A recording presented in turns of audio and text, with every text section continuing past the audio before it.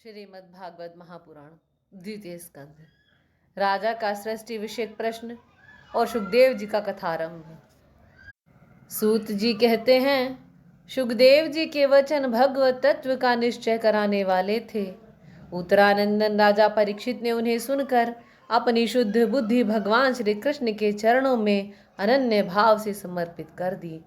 शरीर, पत्नी, पुत्र, महल, पशु, धन, भाई, बंधु और निष्कंटक राज्य में नित्य के अभ्यास के कारण उनकी दृढ़ ममता हो गई थी। एक क्षण में ही उन्होंने उस ममता का त्याग कर दिया।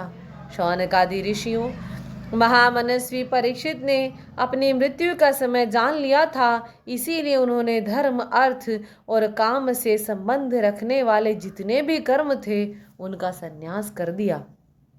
इसके बाद भगवान श्री कृष्ण में सुदृढ़ आत्म भाव को प्राप्त होकर बड़ी श्रद्धा से भगवान श्री कृष्ण की महिमा सुनने के लिए उन्होंने श्री सुखदेव जी से यही प्रश्न किया जिसे आप लोग मुझसे पूछ रहे हैं। राजा परीक्षित ने पूछा, भगवत स्वरूप मुनिवर, आप परम पवित्र और सर्वज्ञ हैं। आपने जो कुछ कहा है वह सत्य एवं उचित है। आप जो जो भगवान की कथा कहते जा रहे हैं त्यों तो मेरे अज्ञान का पर्दा फटता जा रहा है। मैं आपसे फिर भी यह जानना चाहता हूँ कि भगवान अपनी माया से इस संसार की सृष्टि कैसे करते हैं। इस संसार की रचना तो इतनी रहस्यमयी है कि ब्रह्मादि समर्थ लोकपाल भी इसके समझने में भूल कर बैठते हैं। भगवान कैसे इस विश्व की रक्षा और फिर संहार करते हैं। अनंत शक्ति परमात्मा किन किन शक्तियों का आश्रय लेकर अपने आप को ही खिलौने बनाकर खेलते हैं। वे बच्चों के बनाए हुए घरौंदों की तरह ब्रह्मांडों को कैसे बनाते हैं और फिर किस प्रकार बात की बात में मिटा देते हैं। भगवान श्री हरि की लीलाएं बड़ी ही अद्भुत और अचिंतनीय हैं। इनमें संदेह नहीं कि बड़े बड़े विद्वानों के लिए भी उनकी लीला का रहस्य समझना अत्यंत कठिन प्रतीत होता है। भगवान तो अकेले ही हैं। वे बहुत से कर्म करने के लिए पुरुष रूप से प्रकृति के विभिन्न गुणों को एक साथ धारण करते हैं अथवा अनेक अवतार ग्रहण करके उन्हें क्रमशः धारण करते हैं। मुनिवर, आप वेद और ब्रह्म तत्व दोनों के पूर्ण मर्मज्ञ हैं, इसीलिए आप मेरे इस संदेह का निवारण कीजिए। सूत जी कहते हैं, जब राजा परीक्षित ने भगवान के गुणों का वर्णन करने के लिए उनसे इस प्रकार प्रार्थना की, तब श्री सुखदेव जी ने भगवान श्री कृष्ण का बार बार स्मरण करके अपना प्रवचन प्रारंभ किया। श्री सुखदेव जी ने कहा, उन पुरुषोत्तम भगवान के चरण कमलों में मेरे कोटि कोटि प्रणाम हैं, जो संसार की उत्पत्ति, स्थिति और प्रलय की लीला करने के लिए सत्व, रज और तमोगुण रूप तीन शक्तियों को स्वीकार कर ब्रह्मा, विष्णु और शंकर का रूप धारण करते हैं, जो समस्त चर अचर प्राणियों के हृदय में अंतर्यामी रूप से विराजमान हैं, जिनका स्वरूप और उसकी उपलब्धि का मार्ग बुद्धि के विषय नहीं है, जो स्वयं अनंत हैं और जिनकी महिमा भी अनंत है। हम पुनः बार बार उनके चरणों में नमस्कार करते हैं, जो सत्पुरुषों का दुख मिटाकर उन्हें अपने प्रेम का दान करते हैं, दुष्टों की सांसारिक बढ़ती रोक कर उन्हें मुक्ति देते हैं, तथा जो लोग परमहंस आश्रम में स्थित हैं उन्हें उनकी भी अभिष्ट वस्तु का दान करते हैं। क्योंकि चर अचर समस्त प्राणी उन्हीं की मूर्ति है, इसीलिए किसी से भी उनका पक्षपात नहीं है। जो बड़े ही भक्त वत्सल हैं और हठपूर्वक भक्तिहीन साधन करने वाले लोग जिनकी छाया भी नहीं छू सकते, जिनके समान भी किसी का ऐश्वर्य नहीं है, फिर उससे अधिक हो ही कैसे सकता है। तथा ऐसे ऐश्वर्य से युक्त होकर जो निरंतर ब्रह्म स्वरूप अपने धाम में विहार करते रहते हैं, उन भगवान श्री कृष्ण को मैं बार बार नमस्कार करता हूँ, जिनका कीर्तन, स्मरण, दर्शन, वंदन, श्रवण और पूजन जीवों के पापों को तत्काल नष्ट कर देता है। उन पुण्य कीर्ति भगवान श्री कृष्ण को बार बार नमस्कार है। विवेकी पुरुष जिनके चरण कमलों की शरण लेकर अपने हृदय से इस लोक और परलोक की आसक्ति निकाल डालते हैं और बिना किसी परिश्रम के ही ब्रह्म पद को प्राप्त कर लेते हैं, उन मंगलमय कीर्ति वाले भगवान श्री कृष्ण को अनेक बार नमस्कार है। बड़े बड़े तपस्वी, दानी, यशस्वी, मनस्वी, सदाचारी और मंत्रवेत्ता जब तक अपनी साधनाओं को तथा अपने आप को उनके चरणों में समर्पित नहीं कर देते, तब तक उन्हें कल्याण की प्राप्ति नहीं होती।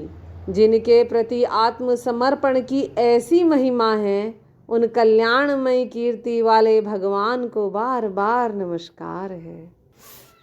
किरात, हुण, आंध्र, पुलिंद, पुलकस, आभीर, कंक, यमन और खस आदि नीच जातियां तथा दूसरे पापी जिनके शरणागत भक्तों की शरण ग्रहण करने से ही पवित्र हो जाते हैं, उन सर्वशक्तिमान भगवान को बार बार नमस्कार है। वही भगवान ज्ञानियों के आत्मा हैं, भक्तों के स्वामी हैं, कर्म कांडियों के लिए वेद मूर्ति हैं, धार्मिकों के लिए धर्म मूर्ति हैं और तपस्वियों के लिए तप स्वरूप हैं। ब्रह्मा, शंकर आदि बड़े बड़े देवता भी अपने शुद्ध हृदय से उनके स्वरूप का चिंतन करते और आश्चर्यचकित होकर देखते रहते हैं। वे मुझ पर अपने अनुग्रह की प्रसाद की वर्षा करें, जो समस्त संपत्तियों की स्वामिनी लक्ष्मी देवी के पति हैं, समस्त यज्ञों के भोक्ता एवं फलदाता हैं, प्रजा के रक्षक हैं, सबके अंतर्यामी और समस्त लोकों के पालन करता है तथा पृथ्वी देवी के स्वामी हैं, जिन्होंने यदुवंश में प्रकट होकर अंधक, वृष्णियों एवं यदुवंश के लोगों की रक्षा की है तथा जो उन लोगों के एकमात्र आश्रय हैं, वे भक्त वत्सल संत जनों के सर्वस्व श्री कृष्ण मुझ पर प्रसन्न हो। विद्वान पुरुष जिनके चरण कमलों के चिंतन रूप समाधि से शुद्ध हुई बुद्धि के द्वारा आत्म तत्व का साक्षात्कार करते हैं तथा जिनके दर्शन के अनंतर अपनी अपनी मति और रुचि के अनुसार जिनके स्वरूप का वर्णन करते हैं, वे प्रेम और मुक्ति के लुटाने वाले भगवान श्री कृष्ण मुझ पर प्रसन्न हो। जिन्होंने सृष्टि के समय ब्रह्मा के हृदय में पूर्व कल्प की स्मृति जागृत करने के लिए ज्ञान की अधिष्ठात्री देवी को प्रेरित किया और वे अपने अंगों के सहित वेद के रूप में उनके मुख से प्रकट हुई, वे ज्ञान के मूल कारण भगवान मुझ पर कृपा करें, मेरे हृदय में प्रकट हों। भगवान ही पंच महाभूतों से इस शरीर का निर्माण करते हैं, इनमें जीव रूप से शयन करते हैं और 5 ज्ञानेंद्रियां, 5 कर्मेंद्रियां, 5 प्राण और 1 मन, इन 16 कलाओं से युक्त होकर इनके द्वारा 16 विषयों का भोग करते हैं। वे सर्वभूतमय भगवान मेरी वाणी को अपने गुणों से अलंकृत कर दें। संत पुरुष जिनके मुख कमल से मकरंद के समान झरती हुई ज्ञानमयी सुधा का पान करते हैं, उन वासुदेवावतार सर्वज्ञ भगवान व्यास के चरणों में मेरा बार बार नमस्कार है। परीक्षित, वेद गर्भ स्वयंभू ब्रह्मा ने नारद के प्रश्न करने पर यह बात कही थी, जिसका स्वयं भगवान नारायण ने उन्हें उपदेश किया था और वही मैं तुमसे कह रहा हूँ। नारद जी ने पूछा, पिताजी, आप केवल मेरे ही नहीं, सबके पिता, समस्त देवताओं से श्रेष्ठ एवं सृष्टि करता हैं, आपको मेरा प्रणाम है। आप मुझे वह ज्ञान दीजिए जिससे आत्म तत्व का साक्षात्कार हो जाता है। पिताजी, इस संसार का क्या लक्षण है? इसका आधार क्या है? इसका निर्माण किसने किया? इसका प्रलय किसमें होता है? यह किसके अधीन है और वास्तव में यह है क्या वस्तु? आप इसका तत्व बतलाइए। आप तो यह सब कुछ जानते हैं, क्योंकि जो कुछ हुआ है, हो रहा है या होगा, उसके स्वामी आप ही हैं। यह सारा संसार हथेली पर रखे हुए आंवले के समान आपकी ज्ञान दृष्टि के अंतर्गत ही है। पिताजी, आपको यह ज्ञान कहाँ से मिला? आप किसके आधार पर ठहरे हुए हैं? आपका स्वामी कौन है? पर आपका स्वरूप क्या है? आप अकेले ही अपनी माया से पंचभूतों के द्वारा प्राणियों की सृष्टि कर लेते हैं। कितना अद्भुत है। जैसे मकड़ी अनायास ही अपने मुंह से जाला निकाल कर उसमें खेलने लगती है, वैसे ही आप अपनी शक्ति के आश्रय से जीवों को अपने में ही उत्पन्न करते हैं और फिर भी आप में कोई विकार नहीं होता। जगत के नाम रूप और गुणों से जो कुछ जाना जाता है उसमें मैं ऐसी कोई सत असत उत्तम मध्यम या अधम वस्तु नहीं देखता जो आपके सिवा और किसी से उत्पन्न हुई हो। इस प्रकार सबके ईश्वर होकर भी आपने एकाग्र चित्त से घोर तपस्या की, इस बात से मुझे मोह के साथ साथ बहुत बड़ी शंका भी हो रही है कि आपसे भी बड़ा कोई है क्या? पिताजी, आप सर्वज्ञ और सर्वेश्वर हैं। जो कुछ मैं पूछ रहा हूँ वह सब आप कृपा करके मुझे इस प्रकार समझाइए कि जिससे मैं आपके उपदेश को ठीक ठीक समझ सकूं। ब्रह्मा जी ने कहा, बेटा नारद, तुमने जीवों के प्रति करुणा के भाव से भरकर यह बहुत ही सुंदर प्रश्न किया है, क्योंकि इससे भगवान के गुणों का वर्णन करने की प्रेरणा मुझे प्राप्त हुई है। तुमने मेरे विषय में जो कुछ कहा है, तुम्हारा वह कथन भी असत्य नहीं है, क्योंकि जब तक मुझसे परे का तत्व जो स्वयं भगवान ही हैं जान नहीं लिया जाता, तब तक मेरा ऐसा ही प्रभाव प्रतीत होता है। जैसे सूर्य, अग्नि, चंद्रमा, ग्रह, नक्षत्र और तारे उन्हीं के प्रकाश से प्रकाशित होकर जगत में प्रकाश फैलाते हैं, वैसे ही मैं भी उन्हीं स्वयं प्रकाश भगवान के चिन्मय प्रकाश से प्रकाशित होकर संसार को प्रकाशित कर रहा हूँ। उन भगवान वसुदेव की मैं वंदना करता हूँ और ध्यान भी, जिनकी दुर्जय माया से मोहित होकर लोग मुझे जगत गुरु कहते हैं। यह माया तो उनकी आंखों के सामने ठहरती ही नहीं, झेप कर दूर से ही भाग जाती है, परंतु संसार के अज्ञानी जन उसी में मोहित होकर यह मैं हूँ, यह मेरा है, इस प्रकार बकते रहते हैं। भगवत स्वरूप नारद, द्रव्य, कर्म, काल, स्वभाव और जीव वास्तव में भगवान से भिन्न दूसरी कोई भी वस्तु नहीं है। वेद नारायण के पारायण हैं, देवता भी नारायण के ही अंगों में कल्पित हुए हैं और समस्त यज्ञ भी नारायण की प्रसन्नता के लिए ही हैं, तथा उनसे जिन लोकों की प्राप्ति होती है वे भी नारायण में ही कल्पित हैं। सब प्रकार के योग भी नारायण की प्राप्ति के हेतु हैं। सारी तपस्याएं नारायण की ओर ही ले जाने वाली हैं। ज्ञान के द्वारा भी नारायण ही जाने जाते हैं। समस्त साध्य और साधनों का पर्यवसान भगवान नारायण में ही है। वे दृष्टा होने पर भी ईश्वर हैं, स्वामी हैं, निर्विकार होने पर भी सर्वस्वरूप हैं। उन्होंने ही मुझे बनाया है और उनकी दृष्टि से ही प्रेरित होकर मैं उनके इच्छानुसार सृष्टि रचना करता हूँ। भगवान माया के गुणों से रहित एवं अनंत हैं। सृष्टि, स्थिति और प्रलय के लिए रजोगुण, सत्वगुण और तमोगुण, ये 3 गुण माया के द्वारा उनमें स्वीकार किए गए हैं। ये ही तीनों गुण द्रव्य, ज्ञान और क्रिया का आश्रय लेकर मायातीत नित्य मुक्त पुरुष को ही माया में स्थित होने पर कार्य, कारण और कर्तापन के अभिमान से बांध लेते हैं। नारद, इंद्रियातीत भगवान गुणों के इन 3 आवरणों से अपने स्वरूप को भली भांति ढक लेते हैं, इसीलिए लोग उनको नहीं जान पाते। सारे संसार के और मेरे भी एकमात्र स्वामी वे ही हैं। मायापति भगवान ने एक से बहुत होने की इच्छा होने पर अपनी माया से अपने स्वरूप में स्वयं प्राप्त काल, कर्म और स्वभाव को स्वीकार कर लिया। भगवान की शक्ति से ही काल ने तीनों गुणों में क्षोभ उत्पन्न कर दिया, स्वभाव ने उन्हें रूपांतरित कर दिया और कर्म ने महतत्व को जन्म दिया। रजोगुण और सत्वगुण की वृद्धि होने पर महतत्व का जो विकार हुआ, उससे ज्ञान, क्रिया और द्रव्य रूप तम प्रधान विकार हुआ। वह अहंकार कहलाया और विकार को प्राप्त होकर 3 प्रकार का हो गया। उसके भेद हैं वैकारिक, तेजस और तामस। नारद जी, वे क्रमशः ज्ञान शक्ति, क्रिया शक्ति और द्रव्य शक्ति प्रधान हैं। जब 5 महाभूतों के कारण तामस अहंकार में विकार हुआ, तब उससे आकाश की उत्पत्ति हुई।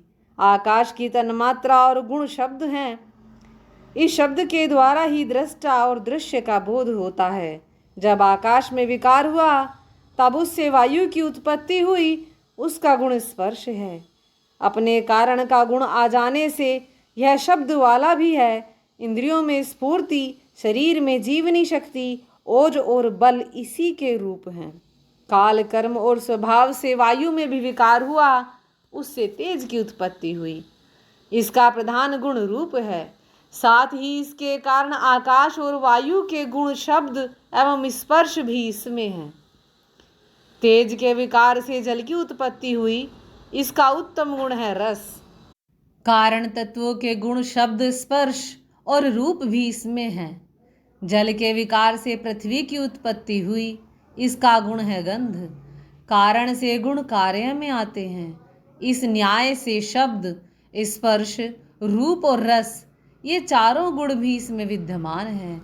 वैकारिक अहंकार से मन की और इंद्रियों के 10 अधिष्ठात्र देवताओं की भी उत्पत्ति हुई। उनके नाम हैं दिशा, वायु, सूर्य, वरुण, अश्वनी कुमार, अग्नि, इंद्र, विष्णु, मित्र और प्रजापति।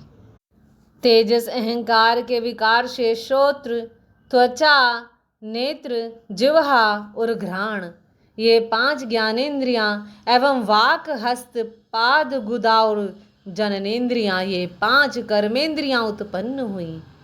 साथ ही ज्ञान शक्ति रूप बुद्धि और क्रिया शक्ति रूप प्राण भी तेजस अहंकार से ही उत्पन्न हुए।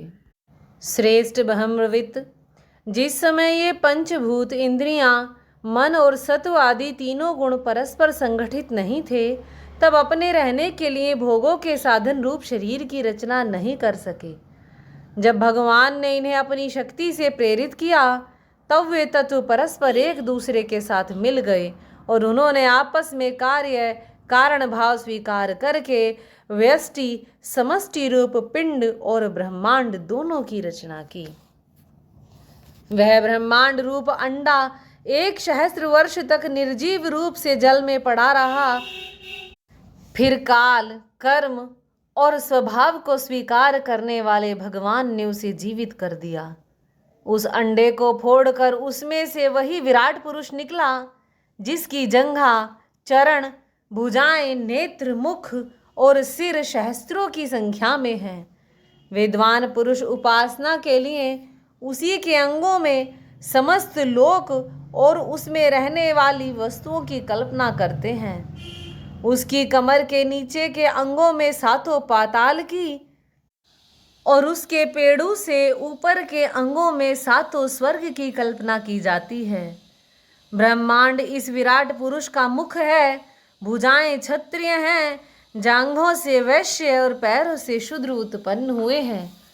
पैरों से लेकर कटी पर्यंत 7 पाताल तथा भूलोक की कल्पना की गई है। नाभि में भूर्वलोक की, हृदय में स्वरलोक की और परमात्मा के वक्ष स्थल में महरलोक की कल्पना की गई है। उसके गले में जनलोक, दोनों स्तनों में तपोलोक और मस्तक में ब्रह्मा का नित्य निवास स्थान सत्यलोक है। उस विराट पुरुष की कमर में अतल, जांघों में वितल, घुटनों में पवित्र सुतल लोक और जांघों में तलातल की कल्पना की गई है। एडी के ऊपर की गांठों में महातल, पंजे और एडियों में रसातल और तलवों में पाताल समझना चाहिए। इस प्रकार विराट पुरुष सर्वलोक में है। विराट भगवान के अंगों में इस प्रकार भी लोकों की कल्पना की जाती है कि उनके चरणों में पृथ्वी है, नाभि में भूरलोक है।